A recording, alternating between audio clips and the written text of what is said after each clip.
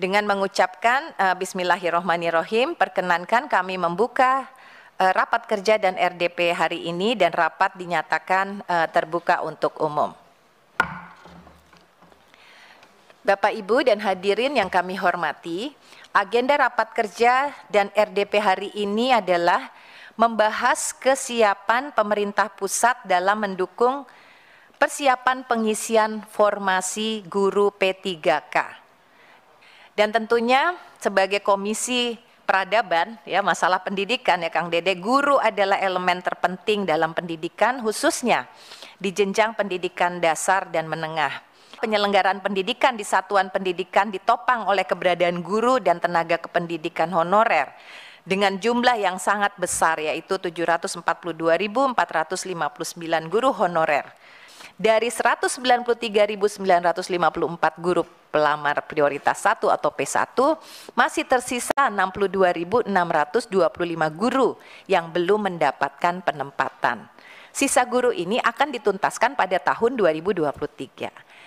Nah, Bapak Ibu sekalian, untuk tahun 2023 masih terdapat kebutuhan 601.286 guru. Namun belum ada data formasi kebutuhan di daerah.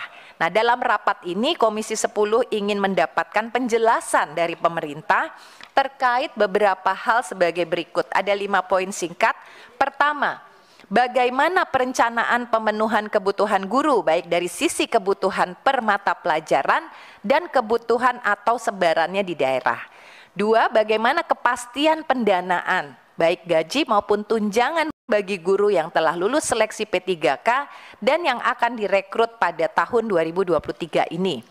3, mohon dapat diberikan data terbaru mengenai guru honorer yang telah lulus seleksi ASN P3K, mulai dari jumlah, masa berlakunya SK, kepastian gaji dan tunjangan, dan pemenuhan target di setiap daerah. Kemudian, bagaimana evaluasi yang telah dilakukan Kemendikbudristek, Kemenpan RB, Kemendagri terhadap proses dan capaian seleksi guru ASN P3K sampai dengan tahun 2022. Dan yang terakhir, bagaimana rencana pemerintah pusat terkait terobosan untuk mengambil alih kebijakan pemenuhan dan penempatan guru P3K jika Pemda tidak mengusulkan formasi. Demikian pokok-pokok agenda rapat kita dan RDP, Raker dan RDP kita pada hari ini.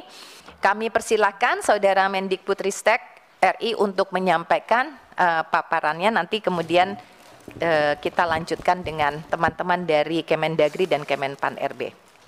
Assalamualaikum warahmatullahi wabarakatuh. Terima kasih Bu Hatifah dan jajaran Wakil Ketua dan anggota Bapak Ibu anggota Komisi 10. Terima kasih untuk waktunya. Hari ini kami akan melakukan paparan singkat mengenai apa saja progres yang sudah tercapai dalam seleksi dan mekanisme pemenuhan kebutuhan guru P3K. Untuk bagian pertamanya, kami akan mengundang Bu Nunu, Dirjen GTK, untuk membahas apa yang sudah terjadi sampai saat ini. Lalu saya akan sedikit memaparkan ke depannya apa kesepakatan yang sudah diambil di antara Kemendikbudristek, Kemenpan, Kemenq, dan Kemdagri mengenai ke depannya bagaimana kita membuat solusi permanen sehingga masalah ini rampung sebelum kita di tahun ke depan ini.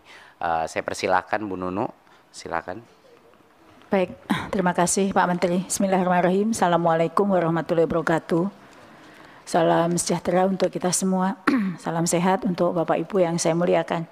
Yang saya hormati pimpinan Komisi 10 beserta seluruh anggota Komisi 10, Pak Menteri, Bu Sekjen, Pak Asdep, Pak Dirjen, dan Bapak Ibu semua yang saya hormati, dengan tidak mengurangi rasa hormat, tidak menyebut satu persatu. Sebagaimana yang tadi Mas Menteri sampaikan, saya akan melaporkan secara singkat hasil seleksi dan mekanisme pemenuhan kebutuhan guru P3K. Mohon izin, bisakah ditayangkan paparannya? Baik, langsung ke bagian 1, hasil seleksi guru P3K tahun 2021 sampai 2023, menjawab tadi pertanyaan Ibu Hetifah terkait dengan sampai sejauh mana saat ini jumlah guru honor atau non-ASN yang sudah menjadi ASN. Sampai saat ini sudah terdapat 544.292 guru non-ASN menjadi ASN sejak seleksi tahun 2021 sampai dengan 2002 kemarin. Namun kami sampaikan bahwa upaya pemenuhan kebutuhan guru pada sekolah negeri sepanjang tahun 2021 hingga 2022 dengan 2 kali seleksi belum mencapai hasil yang maksimal. Tahun 2023 saat ini masih diperlukan lagi 601.286 formasi di sekolah negeri. Dan ini akumulasi dari formasi-formasi yang selalu tidak terpenuhi dari tahun ke tahun.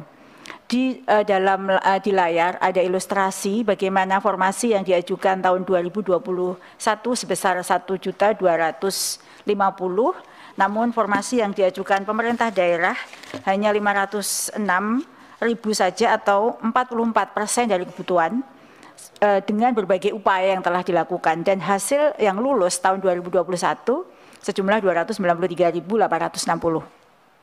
Sehingga formasi tahun 2022 menjadi bertambah besar karena ada sisa formasi sebelumnya plus guru yang pensiun tahun 2023 sehingga formasi sebesar 781.000. Namun sekali lagi dengan berbagai upaya bersama kementerian lain, formasi yang diajukan Pemda baru hanya 41% saja. Dan yang lulus adalah sejumlah 250.432. Tahun 2023, Ibu Hetifah, tadi pertanyaan Ibu, kami mengajukan lagi formasi sejumlah 601.000. Dan ini adalah sisa formasi sebelum-sebelumnya plus guru yang pensiun di tahun yang akan datang, sehingga formasi itu sejumlah 601.000. Sampai putaran koordinasi dengan pemerintah daerah, kami dapat informasi dari Menpan RB bahwa jumlah formasi yang diajukan saat ini baru mencapai 278.000 atau 46% dari kebutuhan. Jadi sepanjang tahun sampai tahun ini hanya tidak mencapai 50% usulan pemerintah daerah. Berbagai upaya sudah dilakukan Bu, pendekatan, koordinasi, desk to desk dan lain sebagainya, tetapi tetap saja formasinya masih sejumlah ini. Di slide berikutnya ini menggambarkan bahwa bagaimana perkembangan daerah-daerah di slide sebelumnya, daerah-daerah provinsi-provinsi di mana daerah-daerah yang usul formasinya baik dan sisa formasi sisa kebutuhannya besar. Jadi makin ke bawah itu makin daerah-daerah yang sisa formasinya besar. Dan ini tidak berbanding selalu mengatakan bahwa daerah timur formasinya sisanya besar. Karena di tahun 2023 ini misalnya, di sini seperti DKI Jakarta, Jawa Barat, DIY, Jawa Tengah, Lampung, Bengkulu, itu adalah daerah-daerah yang sisa formasinya besar sekali, artinya usulannya tidak sesuai dengan kebutuhan kami. Selanjutnya, di slide berikutnya, ini Bapak Ibu yang saya hormati, dari 2 kali seleksi, 67% guru lulus nilai ambang batas. Jadi belum lulus seleksi Bu, pimpinan. Baru melewati nilai ambang batas, 67%-nya berhasil mendapatkan penempatan. Jumlahnya mencapai 131.025 dan menyisakan 62.546 lagi yang belum mendapatkan penempatan tahun ini. Dan dari formasi usulan formasi yang tersedia, kami mendapatkan informasi, nanti mungkin Pak Deputi bisa menambahkan, sampai dengan saat ditutupnya pendaftaran atau pendaftaran pengisian formasi, pengajuan formasi dari pemerintah daerah, baru 36.061 yang terakomodir. Sehingga memang sampai sejauh ini seluruh guru P1 masih tersisa sekitar 26.000 lagi yang akan belum mendapatkan formasi jika tidak ada pembukaan pendaftaran lagi di tahun ini. Di slide berikutnya, untuk tahun 2022, di bawah itu ada yang berwarna merah, itu adalah provinsi-provinsi yang tingkat kelulusan yang masih rendah. Jadi ini sebagaimana pernah kami sampaikan bahwa memang daerah timur itu selalu daerah-daerah yang masih tersisa formasinya karena guru di situ tidak tersedia dan ketika pelamar umum yang mendaftar itu sedikit yang lulus. Sehingga makin ke bawah itu adalah makin besar daerah-daerah yang tingkat kelulusannya rendah sehingga formasi yang tersedia tidak terpenuhi. Berikutnya Bapak Ibu, ini adalah kami sampaikan bahwa sampai saat ini 2,1 juta guru dibutuhkan di sekolah negeri. Dan ini sudah terisi oleh ASN sejumlah 1,2 juta. Namun ASN kita sebenarnya totalnya adalah 1,3 juta. Dan ada kelebihan ASN yang menumpuk di sekolah-sekolah tertentu jumlahnya 41.000. Jadi sebenarnya itu mereka beban tugasnya itu berbagi gitu, ada menumpuk. Lalu kekurangannya lagi diisi oleh P3K lulus tahun 2022, 11%.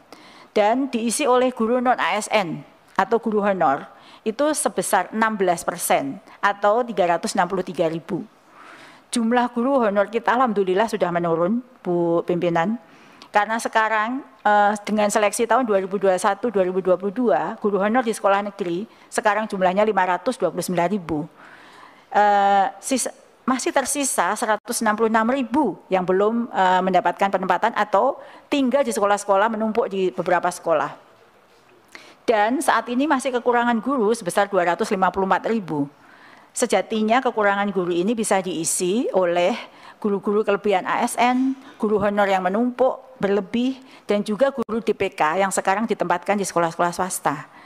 Ini 2 tahun ini kami melakukan redistribusi guru-guru yang menumpuk di sekolah-sekolah khusus untuk ASN agar bisa mengisi daerah-daerah yang kosong. Sehingga mungkin banyak pertanyaan mengapa kami pindah keluar sekolah karena memang ini adalah redistribusi. Ini adalah paparan bagian terakhir saya. Kami kembalikan kepada Pak Menteri untuk melanjutkan. Silakan Pak Menteri. Terima kasih. Assalamualaikum warahmatullahi wabarakatuh. Terima kasih Bu Nunu. Sekarang izinkan saya memaparkan mekanisme yang akan mulai tahun 2024. Ya, tentunya rekrutmen tahun 2023 akan berlangsung dan kami memberikan kesempatan kepada Pemda untuk mengajukan formasi sebanyak-banyaknya. Tetapi kami menyadari kalaupun itu belum mencukupi, kami membutuhkan mekanisme tahun depan untuk benar-benar menyelesaikan isu guru honorer ini secara permanen. Pertama, mungkin slide berikutnya mengulang sedikit mengenai apa sih alasan kenapa terus ada permasalahan guru honorer ini. Ini ada 3 alasan utama. Yang pertama adalah guru itu adalah pekerja di dalam sekolah-sekolah kita yang bisa saja kapan saja pindah, bisa saja berhenti, pensiun, ataupun meninggal sewaktu-waktu. Jadi ini tidak bisa, sekolah-sekolah itu tidak bisa mengganti karena harus menunggu rekrutmen guru ASN secara terpusat. Jadi ini suatu hal yang sangat sedikit berbeda ya, di mana di siklus di sekolah itu ada kebutuhan guru yang real time yang terjadi secara berkala, tetapi rekrutmen guru itu dilakukan secara gelondongan per tahun. Jadi ini menurut kita suatu masalah yang akan selalu menyebabkan kebutuhan guru secara tiba-tiba di dalam sekolah yang ujung-ujungnya pasti akan terpaksa merekrut honorer misalnya. Dan ini harus kita selesaikan dengan mekanisme. Permasalahan kedua adalah perekrutan ini dilakukan secara terpusat karena adanya kekhawatiran bahwa jumlah dan kompetensi guru itu tidak sesuai kebutuhan. Dan sebenarnya kalau kita sudah punya data dari setiap sekolah, seharusnya yang mengerti kebutuhan rekrutmen itu harusnya kembali lagi kepada sekolah. Mereka yang membutuhkan, dan tentunya pemerintah pusat dan Pemda bisa mengawasi berdasarkan jumlah murid dan jumlah kapasitas berapa sih sebenarnya guru yang dibutuhkan di masing-masing sekolah. Nah, karena perekrutan ini dilakukan pusat, makanya terjadi siklus-siklus yang tidak sinkron dengan masing-masing sekolah. Dan permasalahan ketiga tentunya yang sudah kita alami beberapa kali adalah Pemda tidak mengajukan formasi guru ASN yang sesuai dengan kebutuhan yang data dari pusat, gitu. Dari jumlah murid, data dari Dapodik, karena berbagai macam alasan. Jadi ketiga permasalahan ini mendorong pemerintah pusat untuk mencari solusi. Dan alhamdulillah setelah kira-kira 6 bulan diskusi bolak-balik di antara 4 kementerian, Kemendikbudristek, Kemenq, Kemdagri, dan Kemenpan RB, kami akhirnya sudah merucut kepada suatu solusi. Harapannya ini menjadi solusi permanen yang akan diimplementasi di tahun 2024. Ada 3 pilar daripada solusi permanen ini. Yang pertama adalah konsep marketplace untuk guru, ya, konsep talent pool untuk guru, di mana akan ada suatu tempat di mana semua guru-guru yang boleh mengajar masuk ke dalam suatu database yang bisa diakses oleh semua sekolah di Indonesia. Pilar kedua adalah pola perekrutan yang tadinya itu dilakukan secara centralized di pusat, yang sekarang akan diubah menjadi real time. Perekrutan itu dilakukan langsung oleh sekolah, jadi mereka bisa melakukannya kapan aja. Dan yang ketiga adalah memastikan bahwa kalaupun kita sudah membuat suatu marketplace atau bisa dibilang pasar talenta untuk setiap sekolah, tetap saja pasti akan ada sekolah-sekolah yang kebutuhan guru dan tidak ada guru-guru yang ingin diposisikan di sekolah itu. Jadi itu adalah masalah ketiga kita, dan solusi kita adalah merubah sistem insentif untuk memastikan bahwa sekolah-sekolah di mana tidak ada minat untuk mengajar itu benar-benar terisi. Jadi ini 3 pilar solusi kita, Bapak Ibu. Sekarang kita masuk kepada pilar yang pertama dulu, mengenai marketplace untuk guru ini.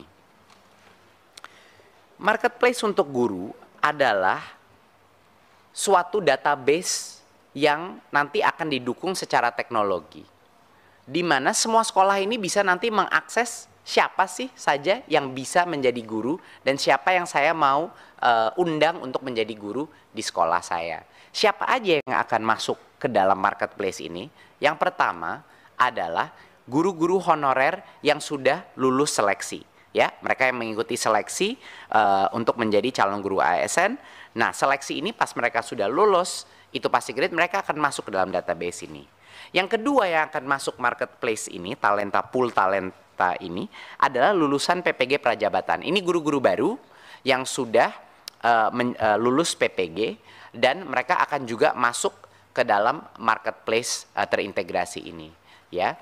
Dan juga semua guru honorer yang lulus seleksi dan lulusan PPG Prajabatan ini bisa mendaftarkan diri dalam marketplace, dan kita tahu bahwa karena kriterianya sudah ketat, semua guru atau calon guru yang masuk ke dalam marketplace ini sudah berhak untuk mengajar, ya, di sekolah-sekolah kita.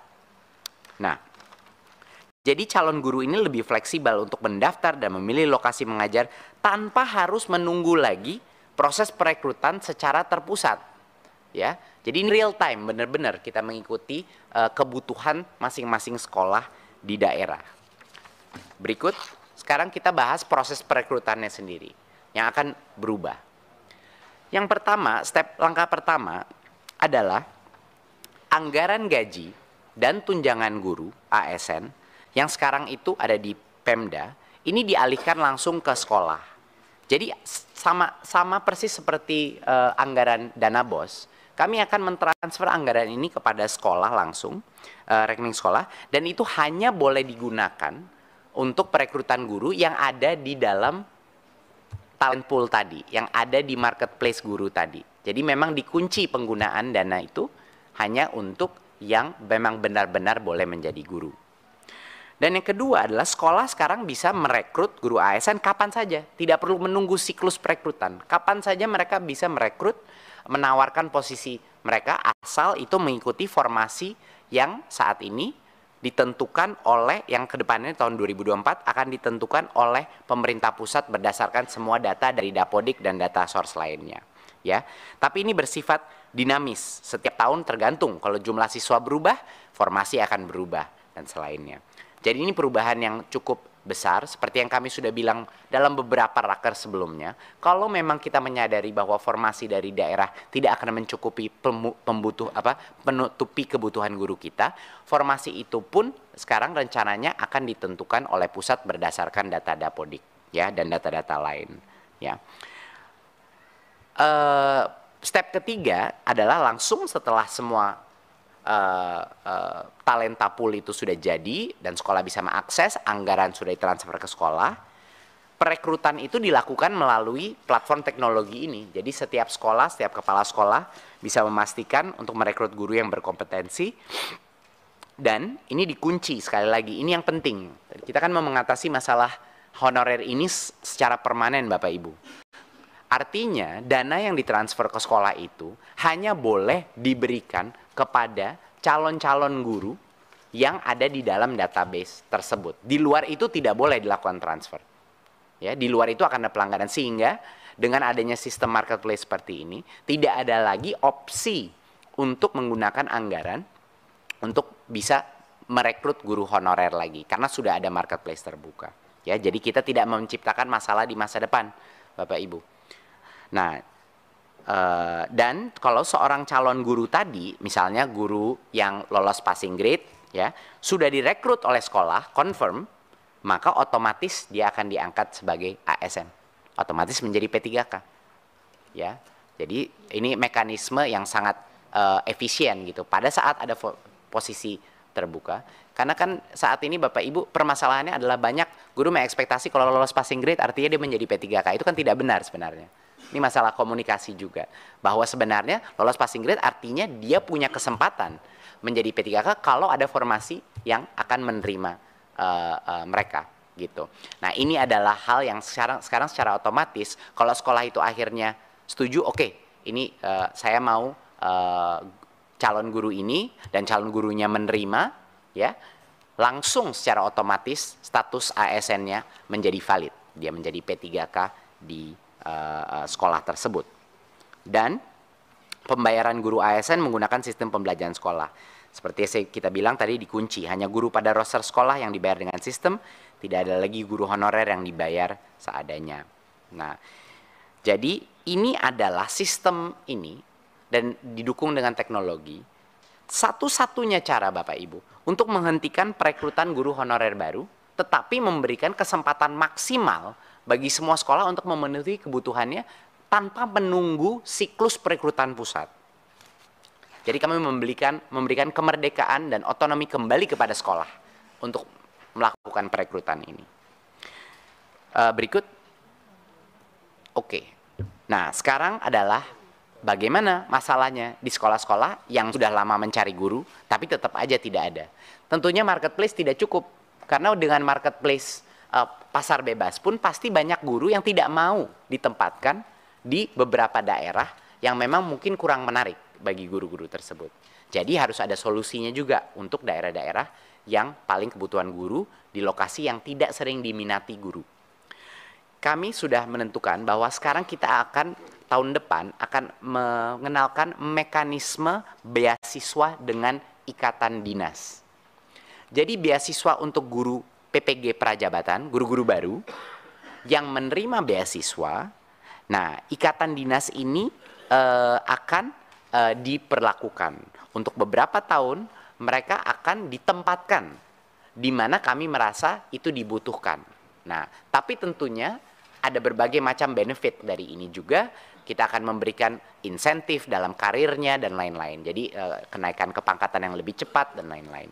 Jadi untuk guru-guru baru yang mau menerima beasiswa, tentunya yang tidak mau menerima beasiswa tidak masalah. Mereka punya kebebasan untuk menentukan sendiri mau daerah yang mana, mau formasi yang mana. Tetapi bagi yang menerima beasiswa dari pemerintah, dia selama beberapa tahun pertama karirnya kita tempatkan di lokasi yang benar-benar membutuhkan guru. Dan ini menurut kami Bapak Ibu kesempatan yang luar biasa juga untuk melatih jiwa sosial guru-guru kita dan juga melatih mereka pedagogi yang lebih baik lagi, karena melatih mengajar di dalam daerah yang tertinggal atau sekolah dengan tingkat literasi yang rendah itu luar biasa untuk pengalaman guru tersebut. Jadi ini adalah salah satu langkah pertama kita. Ya, yang menerima beasiswa itu ditempatkan di tempat-tempat yang kurang diminati paling tidak 3 tahun. Saat ini kami kira-kira kisarannya 3 tahun kita tempatkan. Setelah itu bebas, dia boleh pindah mengikuti di dalam talent marketplace, membuka dirinya di berbagai macam posisi yang dia inginkan. Dan kami akan juga menyediakan insentif kenaikan pangkat lebih cepat bagi guru-guru yang memilih daerah-daerah atau sekolah-sekolah yang punya tingkat literasi yang rendah atau daerah yang tidak diminati gurunya. Halaman terakhir adalah tindak lanjutnya apa? Apa perubahan yang dibutuhkan untuk mencapai ini di tahun 2024? Yang terpenting adalah perubahan RPP manajemen ASN. Ini benar-benar langkah yang sedang dikerjakan lintas kementerian untuk melakukan perubahan ini. Bahwa agar formasi guru itu ditetapkan oleh pemerintah pusat, ya, itu langkah pertama di dalam RPP ini. Seleksi guru masuk ke marketplace tersebut, ya.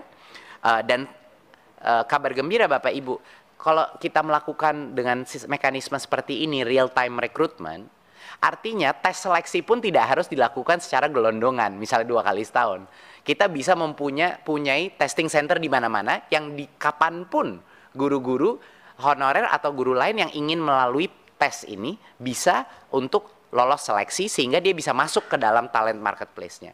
Ya, jadi tidak ada sekat-sekat waktu dalam melakukan berbagai macam implementasi ini. Ya, seperti yang saya bilang tadi. Jadi ini RPP manajemen ASN ini yang sedang dikerjakan lintas kementerian. Dan yang kedua, perubahan terbesar yang harus dilakukan adalah DAU grant kepada yang spesifik untuk pembayaran guru P3K yang ditransfer langsung ke sekolah. Ini mekanisme sama persis seperti dana BOS, tapi yang ini dilakukan DAU. Kalau dana BOS DAK. Ini DAU yang ditransfer ke sekolah dan dipagu hanya untuk membayar gaji dan tunjangan guru yang terregistrasi di database tersebut. Guru lain tidak boleh diberikan gitu. Dan ini tentunya akan rekening terpisah dari dana BOS biar dari sisi pemantauan akan jauh lebih mudah. Dan tentunya ini semua akan didukung melalui teknologi, pembangunan sistem marketplace yang sedang dibangun dan dirancang sekarang, sedang didesain. Ya, saya rasa itu yang bisa saya sampaikan.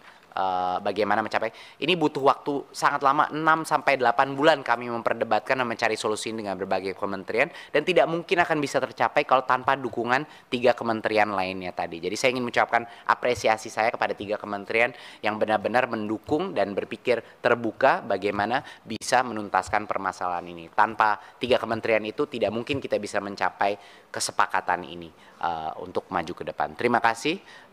Sekian dari saya. Wassalamualaikum warahmatullahi wabarakatuh.